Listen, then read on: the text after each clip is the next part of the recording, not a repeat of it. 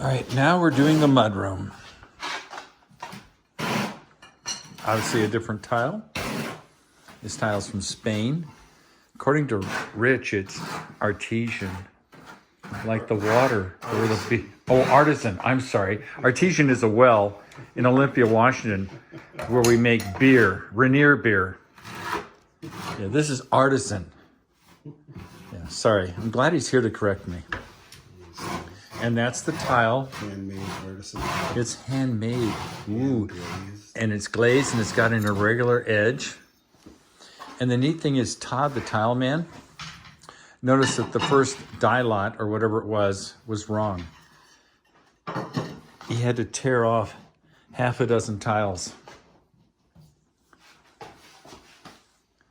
But the decision was made by friends and family. And look at that. Look at that edge.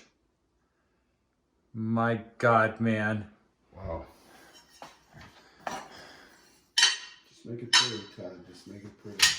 Yeah, make it pretty. Actually, I think this is going to work out in the mudroom.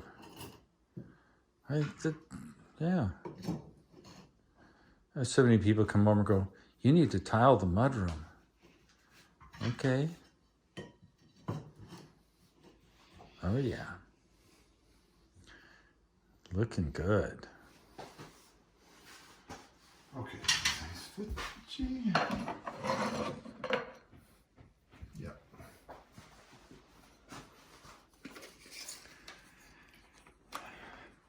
Now, just to show you that the kitchen is done, it has not been grouted. And of course, this gets taken off. It's meant to prevent this piece from scratching that piece.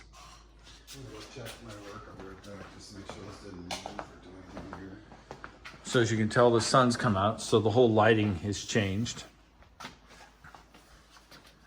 Yeah. Yeah. Looking good. One more of those cuts, Rich.